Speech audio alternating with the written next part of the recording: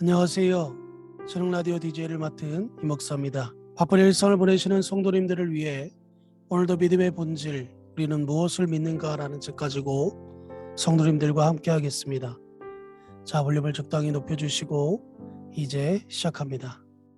하늘나라로 가는 길, 그렇다면 예수님은 자신을 누구라고 하셨는가? 예수님은 스스로 나는 메시아다 라고 말씀하신 적이 한 번도 없다. 단지 이미지를 통하여 간접적으로 말씀했을 뿐이다. 하늘에서 내려온 떡, 생명의 떡, 예수님은 자신을 생명의 떡이라고 하셨다. 내가 곧 떡이니라. 창세기 2장 4절에서 6절은 인간이 어떤 존재인가를 보여준다. 흙으로 사람을 만드셨지만 그것은 활동하지 못하는 형상이었다.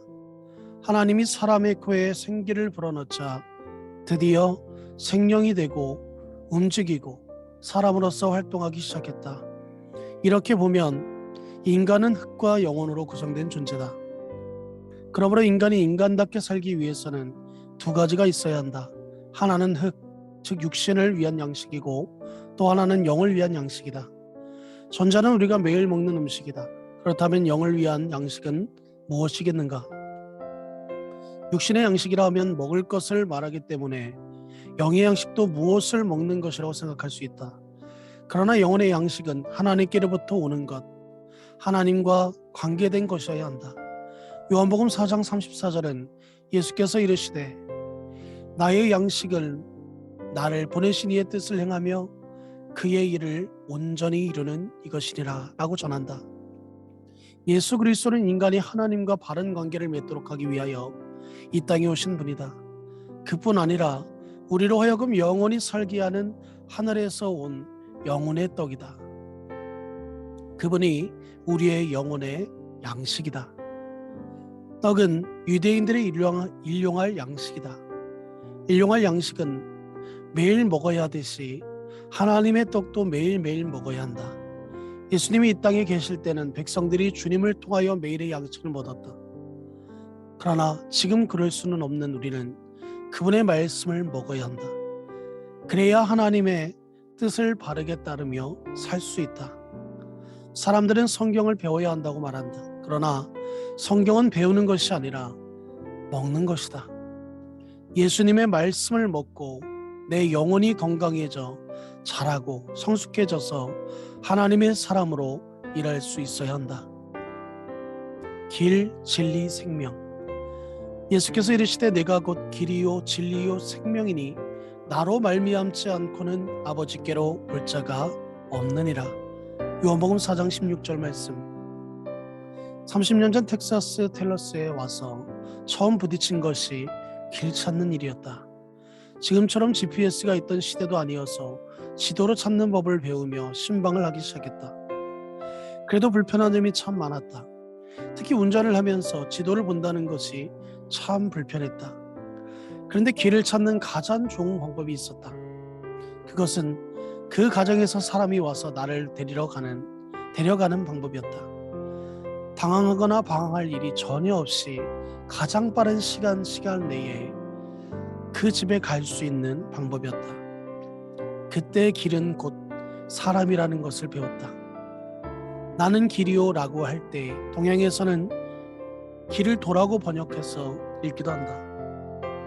그러나 길은 그대로 길로 읽어야 한다. 영어로는 바로 그 길이다 또는 사람이 주장하는 사상이지만 길은 곧 사람이다. 예수님은 하늘에서 오신 분이다. 그래서 우리를 그 나라로 가장 안전하고 쉽게 인도해 주실 수 있는 분이다. 하나님 나라를 가본 사람이 없는데 누가 우리를 그곳으로 인도할 수 있겠는가? 하늘나라는 하늘나라에서 온 분만이 인도할 수 있다. 하늘나라는 오직 그분을 통해서만 갈 수 있다.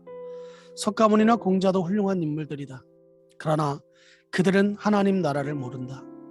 공자에게 한 제자가 물었다고 한다. 사람이 죽으면 어떻게 됩니까? 그러자 공자는 사람이 살아서의 일도 다 모르는데 어찌 죽은 후의 일을 알겠느냐?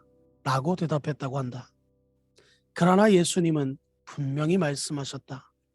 요한복음 6장 46절에 이는 아버지를 본 자가 있다는 것이 아니니라. 오직 하나님에게서 온 자만 아버지를 보았느니라. 진리도 영원한 것이 아니라면 진리라 할 수 없다. 사람들이 주장하던 진리는 다 변했다. 하나님 나라로 가는 길이 아니라면, 영원히 사는 길을 보여주는 것이 아니라면 그 누가 무슨 말을 했든지 간에 진리일 수 없다.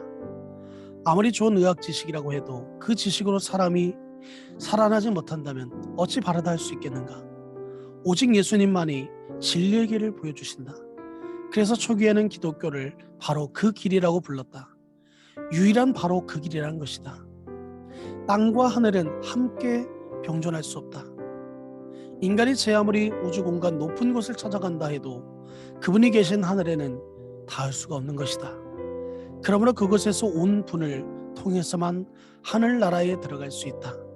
더욱이 그분을 통해서만 사람들은 하나님을 만날 수 있다.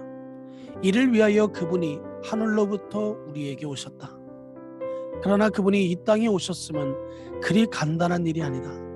하늘의 존재가 땅에 몸을 입고 살아갈 때 당하는 고통을 인간인 우리가 이해할 수 있겠는가? 이 땅에 잘 사는 나라에서 살던 사람이 가장 못 사는 나라에 가서 머무는데도 큰 아픔과 고통이 따르는데 하물며 하늘의 존재가 이 땅에서 살아가는 일이겠는가? 더욱이 그분은 가장 낮은 곳에서 가난하고 병들고 버림받은 자들의 친구가 되어서 사셨다. 이들만을 좋아해서가 아니라 가진 자들이 그분을 받아들이지 아니하고 거절하기 때문이다. 가진 자들과 종교 지도자들 그리고 정치인들은 자기들의 기득권을 지키기 위해 그 일에 집착하다가 그분을 모욕하고 조롱하고 박해하고 심지어 십자가에 달아 죽였다.